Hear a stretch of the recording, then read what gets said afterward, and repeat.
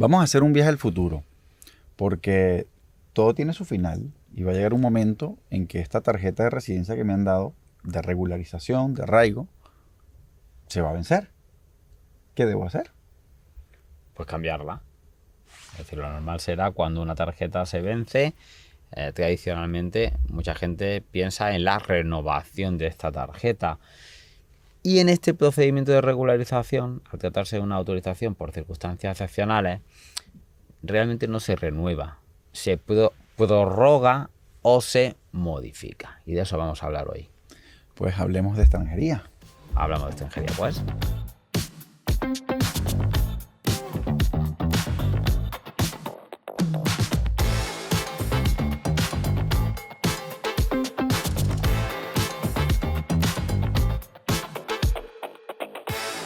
No todo el mundo puede modificar porque hay unos parámetros que nos coloca el Real Decreto que tenemos que cumplir.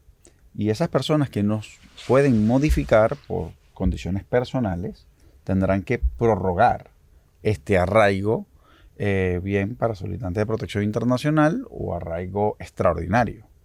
¿Cuáles son esas personas que pueden prorrogar, Vicente? Vamos a ver.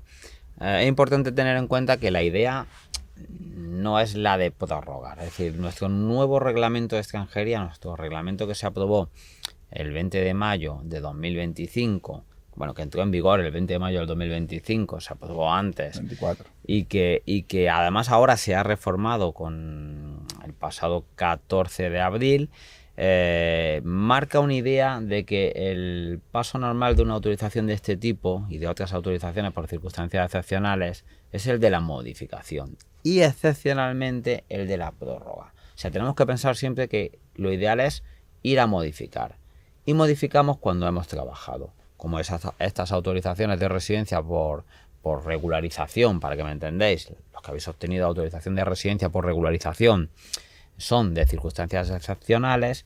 Lo ideal será empezar a trabajar porque permiten trabajar, cumplir un mínimo de trabajo, ya sea por cuenta ajena o por cuenta propia, y llegado el momento de su vencimiento, en los 2 meses anteriores a su vencimiento, iniciar el procedimiento para modificar esa autorización a una que se conoce como de residencia y trabajo inicial. Correcto. Que en este caso, si has trabajado, iremos a una de 4 años. Si has trabajado, a una de 4 años.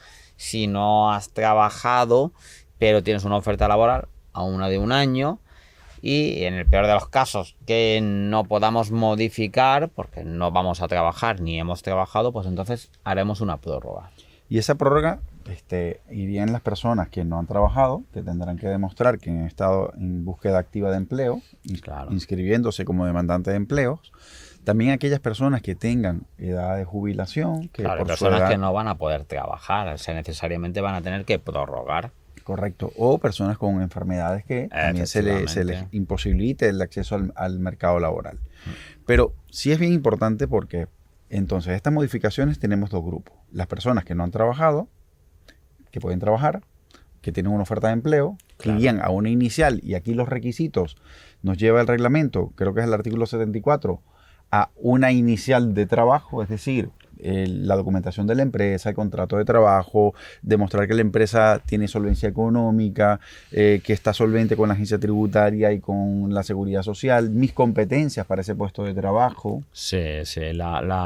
Cuando un extranjero ha obtenido una autorización de estas de regularización y no ha trabajado durante todo este año, si en el momento de vencer esa autorización encuentra una oferta de trabajo, ese proceso de acceso a una autorización inicial es relativamente complicado, mucho más complicado a como fue el procedimiento cuando conseguiste esta autorización de regularización.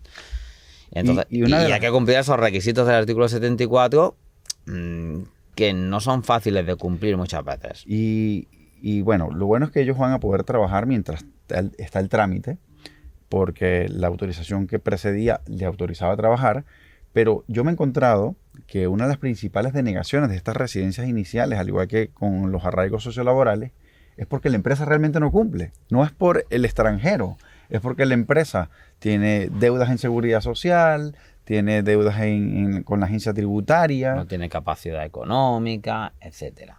Entonces, de ahí que hay que tener en cuenta que cuando has trabajado durante el tiempo que has disfrutado de esta autorización de residencia de regularización, si has trabajado un mínimo de tiempo, va a ser mucho más fácil ese proceso de modificación, porque los requisitos van a ser menores, inferiores, y tu proceso de cambio a una autorización de 4 años, además, va a ser mucho más sencillo. De ahí que el consejo inicial es trabajar. Es trabajar. Pero tenemos que demostrar también unos mínimos, porque nos piden unos 9 meses en los últimos 12 meses. O sea, dentro de ese año de residencia inicial tenemos que... Hay varios supuestos. Sí. Uno de ellos es haber trabajado 9 meses. Efectivamente. El otro. El más común será haber trabajado al menos 3 meses y estar trabajando al momento de la modificación. ¿De acuerdo? Tenemos otros derivados de la situación familiar. No he trabajado, pero mi esposa podría cumplir los requisitos de la reagrupación familiar, los requisitos económicos de la reagrupación familiar. Hay distintos supuestos, estar cobrando determinadas prestaciones, etcétera. Pero volvemos a lo mismo. La idea es trabajar un mínimo, estar trabajando al momento de esa modificación, y de esa forma vamos a hacer un procedimiento razonablemente sencillo de modificación en una autorización de 4 años. Correcto. Y esto que estamos aplicando de estas modificaciones, aunque lo estamos dirigiendo a aquellas personas que se beneficiaron con esta regularización extraordinaria... Aplica a cualquier circunstancias excepcionales, incluidas las razones humanitarias. Incluidos los ciudadanos venezolanos que no pueden renovar residencia por razones humanitarias, tendrán que acudir a una modificación. Si bien es cierto, este Real Decreto establece las opciones de prórroga únicamente para este tipo de personas que se beneficiaron con el arraigo extraordinario y el arraigo para solicitantes de protección internacional, no está muy claro la renovación con las razones humanitarias, porque nos encontramos una persona con razones humanitarias que no ha trabajado. ¿Cómo podemos llevarle a esta modificación? Yo entiendo que vendrá sin finalidad laboral. Hay que andarse con mucho cuidado con este tipo de autorizaciones que se obtienen de forma sencilla, como las de regularización, o aquellas no sencillas, la de las razones humanitarias, porque realmente, como decimos, los procesos de modificación son más complicados, ¿vale? Y en todo caso, el principal consejo que tienen que seguir las personas que nos siguen en este podcast es que aquellas personas que tienen una residencia por circunstancias excepcionales, ya sea por razones humanitarias, ya sea por regularización u otras razones excepcionales como puedan ser un arraigo, el primer consejo que yo suelo dar en la oficina es que desde el primer día inscríbete como demandante de empleo. Efectivamente, desde el primer día que tienes autorización, inscríbete como demandante de empleo, porque de esa forma vas a poder, primero, asegurar tu renovación, y segundo, estar dentro del mercado laboral, es decir, que alguien pueda reclamarte para trabajar en una empresa. Entonces, aquellos que no habéis conseguido una autorización de residencia por regularización, por ejemplo, y no estáis trabajando, ¿a qué esperáis? En cuanto acabe este podcast, este capítulo del podcast, tenéis que ir a inscribiros como demandantes de empleo para garantizaros esa prórroga el año que viene. Sí, y apartándonos un poco de la regularización, las personas que hacen la modificación, por ejemplo, los venezolanos que vienen de una residencia por razones humanitarias, que nunca han tenido que demostrar a la administración la carencia de antecedentes penales, yo lo recomiendo. Sí. Yo recomiendo que, aunque no lo establezca en los requisitos del reglamento, la administración no tiene en su poder o que le conste que usted no tiene antecedentes penales en su país de origen o donde vivió los últimos 5 años.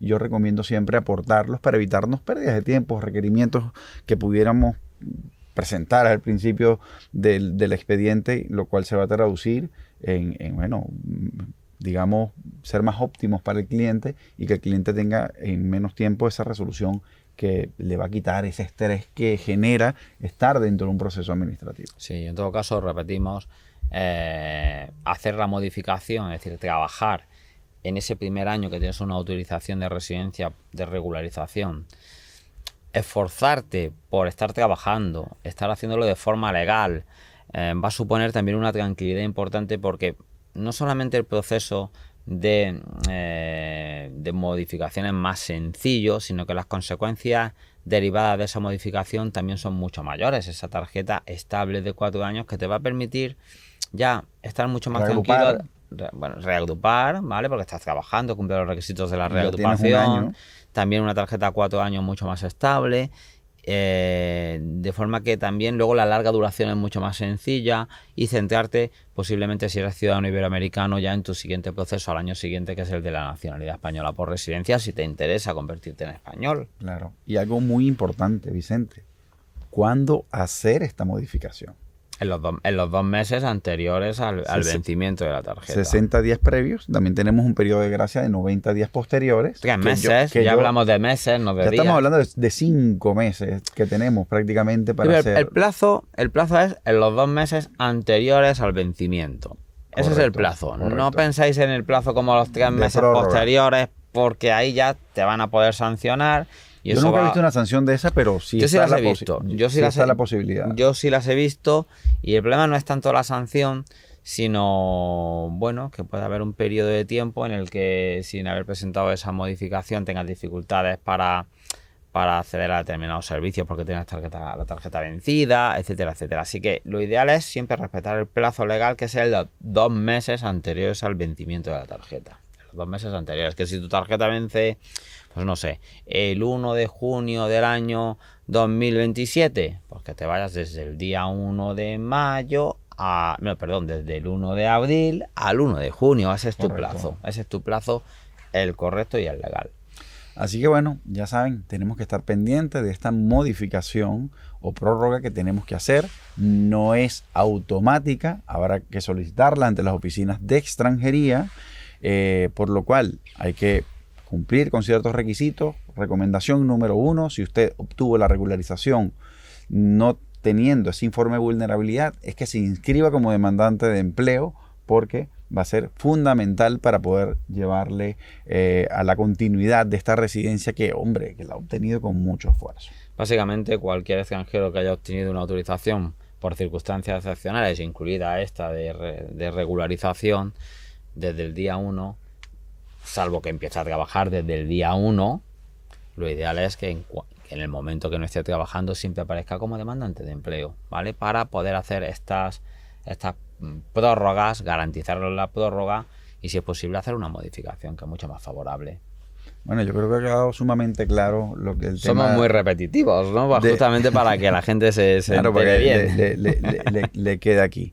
Bueno, Vicente, muchas gracias por este podcast. Esto ha sido cortesía de parainmigrantes.info. Ya sabes que tienes que contactarle si quieres hacer esta modificación. No, pero siempre yo aprendiendo de mi amigo Alejandro, que siempre que vengo a verlo y a grabar estos podcasts aprendo un montón.